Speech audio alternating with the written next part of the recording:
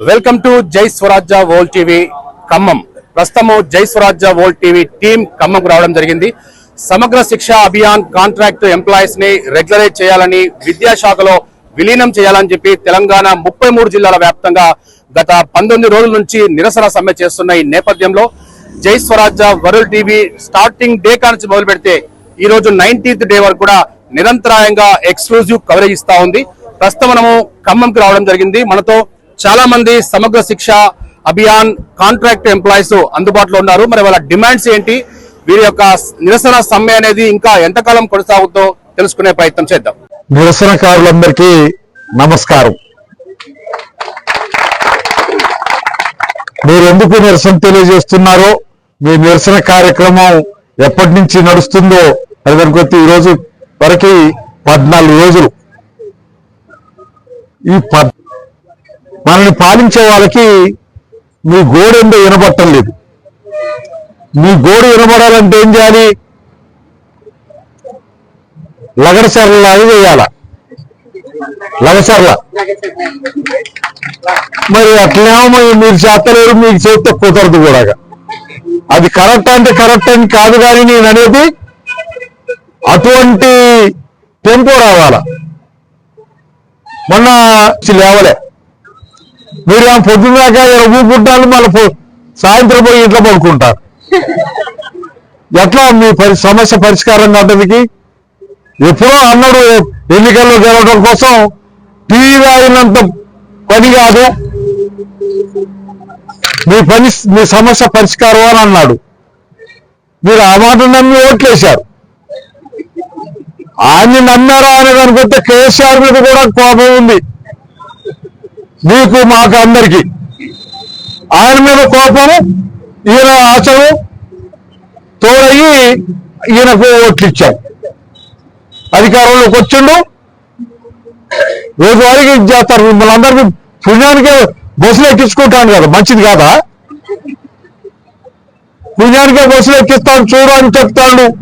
కానీ విషయం ఏంటో, మీకు సంబంధించిన సమస్య ఏంటో మొన్న ఎన్నికలు జరిగి అసెంబ్లీ సమావేశాలు జరిగినాయి. మీరు ఊసేలేదు. మీ గురించి మాట్లాడటం మీరు అసెంబ్లీ కన్నా ముందుగా నుంచి మొదలు పెట్టారు. అక్కడ జరుగుతుందనేటువంటి ఆలోచన రాకూడదా? రావాలా? కానీ కేసీఆర్ లాంటి వాడికి కానీ రేవంత్ రెడ్డికి కానీ ఇటువంటి విషయాలు పట్టవు. ఏదో పైకి చెప్పుకోవడానికి కొన్ని పనులు చేసి చూపిస్తారు, అసలైనటువంటి విషయాలను మర్చిపోతారు. మీరు ఇప్పుడు ఓ రకంగా రోజు కూలీలు, ఆ రోజు కూలీలు ఇవాళ మా దగ్గర మనోళ్ళు అక్కడ కూలికి వస్తే 600 అడుగుతున్నారు. మీకు ఇస్తున్నారు 600? లేదనుకుంటా. మీకు ఇచ్చే జీతం 600 కూడా పడదు. ఏదైతే మొత్తానికి రోజు కూలీలు మీరు మిమ్మల్ని రెగ్యులరైజ్ చేస్తే ఆయన మీద భారం పడుతుందట. ఆయన మీద భారం పడుతుందా, దాంట్లో మీద భారం పడుతుందా అని అనుకుంటే, వేల కోట్లు ముంచినటువంటి వాళ్ళని కాపాడుతున్నటువంటి వాళ్ళు, కష్టపడి పనిచేస్తున్నటువంటి తొమ్మిది సంఘాన్ని మిమ్మల్ని అధికారికంగా రెగ్యులరైజ్ చేసుకోవడానికి కానీ కష్టంగా ఉంది, విడ్డూరంగా ఉంది. అందుకనే మీరు ఈ రోడ్డు మీద ఎన్ని రోజులున్నా ఇట్లే ఉంటారు. నేను మీకు ఇచ్చే సలహా ఏంటంటే, మీతో ఉన్నటువంటి ఇప్పటికే రెగ్యులరైజ్ అయినటువంటి వాళ్ళని కూడా రంగంలో దింపాలి. వాళ్ళు మీరు లేకుండా పని చేస్తలేరు. మీరు అలా సమాన పనికి సమాన వేతనం అంటున్నారు. వాళ్ళకో జీతం మీకో జీతం ఏంటి? వాళ్ళు కూడా రంగంలోకి రావాలి. వాళ్ళు లేకుండా మేము పని చేయలేకపోతున్నాం కాబట్టి నువ్వు దిగిరా, దీనికి సంబంధించినటువంటి విషయాన్ని పరిష్కారం చేయమని చెప్పి వాళ్ళు కూడా డిమాండ్ చేయాలి. కానీ వాళ్ళు దర్జాలు పోయి పాఠాలు చెప్పుకుంటున్నారు.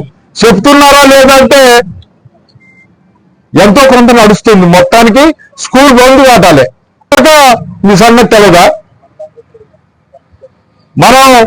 మన రాష్ట్రం కోసం పనిచేసిండు, మన పోరాటం మొదలు పెట్టిందని చెప్పి ఆయన్ని ముఖ్యమంత్రిని చెప్తే 2 సార్లు ఆయనకి మనం పట్లే. ఆయన పరిష్కారం చేయాల్సిన సమస్య ఇది. ఆయన చేయకుండా వదిలిపెట్టిండు. ఆయన మీద కోపంతో ఈయన కోట్లు ఇస్తే ఈయన ఇంకా కూడా కూర్కులాడుతాడు, చెవిటోళ్ళలాగా వ్యవహరిస్తున్నాడు. అందుకనే మనం ఎవరిని నమ్మినా ఇదే పరిస్థితి. నిజంగా ఇప్పుడే సార్ చెప్పారు, రేపు సార్కు ఓట్లు వేయాల, మీలాంటి వాళ్ళందరూ ఓట్లు వేయాల.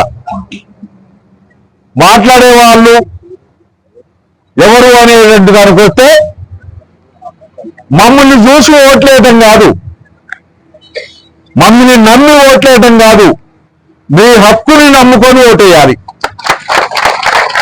మీ ఓటుకున్నటువంటి హక్కుని నమ్ముకొని ఓటేయాలి. ఆ హక్కుని, ఆ ఓటుని ఎవరికి ఇస్తే బాగుంటుందని చూడాలి. మనం ఏం చేసినాం? 1000 రూపాయలు ఇచ్చిన కూడా ఓట్లు ఇచ్చాం. మరి వాడు అలా డబ్బులు పెట్టి మన ఓటు కొనుక్కున్నాడు. మన గురించి నిజంగానే నా విషయానికి వస్తే కూడా డబ్బులు తీసుకోకుండా ఓట్లు వేసిన రోజులు నేను గెలిచా. డబ్బులు తీసుకోకుండా ఓట్లు వేసిన రోజులు నేను గెలిచా. ఇప్పుడు డబ్బులు ఇస్తూ వచ్చిండు, డబ్బులు తీసుకుంటుంటే తయారైండ్రు. జనం డబ్బులు తీసుకొని ఓట్లు వేస్తాడు, వాళ్ళు డబ్బులు ఇచ్చి ఓట్లు కొంటారు. ఇవాళ సంగతి ఏంటి అని వస్తే యాడేసిన కూడా వాళ్ళలాగానే ఉంది. మా కాలంలో జరిగిన పనులు తప్ప కొత్త పనులు ఏమీ లేవు. మరి అప్పటి నుంచి ఇప్పుడు దాకా డబ్బులు ఏమి రావటం లేవా అంటే సెంట్రల్ గవర్నమెంట్ నుంచి వస్తున్నాయి డబ్బులు, రాష్ట్ర గవర్నమెంట్ నుంచి వస్తున్నాయి డబ్బులు. ఈ పేరుతోటి ఆ పేరుతో వచ్చే డబ్బులన్నీ ఈ పేరు ఆ పేరు, ఈ పని పేరు ఆ పని పేరు చెప్పి డబ్బుల్ని కాజేస్తున్నారు తప్ప ఆ ప్రయోజనం కోసం నేను ఎన్నికల్లో నిలబడాలి, నాకు ఓట్లేయండి అని చెప్పి ప్రజల్ని మోసం చేసి దగా చేసి సంపాదించిన కోట్లను మోస్తున్నారు. మళ్ళా మన నెత్తిన భస్మాసుర హస్తం పెట్టడానికి కావలసినటువంటి హక్కును పొందుతున్నారు. అది వాళ్ళ తప్ప అంటే కాదు, మన తప్పు కూడా. అందుకనే మనం ఏం చేయాలి? ఇప్పుడు మన ఓటు ఎవరికిస్తే బాగుంటుందనేటువంటి అంశాన్ని దృష్టిలో పెట్టుకోవాలి. నేను మీకే కాదు, మన ప్రజలందరికీ చెప్తున్నా. మన ప్రజలందరూ ఇప్పుడు ఎదుర్కొంటున్నటువంటి సమస్య ఏంటి? ఇవాళ కేసీఆర్, కేటీఆర్, హరీష్ రావు వీరేమంటున్నారు? ఈ రైతు బంధుకి సంబంధించి రైతు భరోసా, ఆయన రైతు బంధు అంటే ఈయన రైతు భరోసా అంటాడు. ఆయన 10,000 ఇస్తే ఈయన 15,000 ఇస్తారు అన్నాడు. ఇంతవరకు ఇవ్వలేదని చెప్పి ఇప్పుడు కేటీఆర్, హరీష్ రావు, కేసీఆర్ అంటారు. వాళ్ళు కూడా ఈ రకంగా వ్యవహరించారు. రుణమాఫీ ఆయన 1,00,000 రూపాయలు ఇవ్వలేక వాళ్ళతో ఇస్తే వడ్డీకి సరిపోలే. ఈయన 2 లక్షలు ఇస్తున్నాడు. 2 లక్షలు వాళ్ళకి మాఫీ అయింది అంటున్నారు. మరి నాకు కాలే. నా సంగతి ఏంటంటే నాకు 3 లక్షలు అప్పు ఉంది. నాకు 3 లక్షలు అప్పు ఉంది. కొంతమంది 4, 5 దాకా ఉన్నాయి. నువ్వు 2 లక్షలు మాఫీ చేస్తున్నావు, మాఫీ చేయి. మిగిలినవి ఉంటే ఆ బ్యాంక్ కోడ్ సంగతి ఏందో నా సంగతి ఏందో చూసుకుంటా. కానీ ఇంకా ఉధృతం చేయాల్సిన అవసరం ఉంది. రెగ్యులరైజ్ టీచర్స్ కూడా, రెగ్యులరైజ్ ఉద్యోగులందరూ కూడా మీకు సపోర్ట్ చేయాలి. అప్పుడు కానీ ఈ గవర్నమెంట్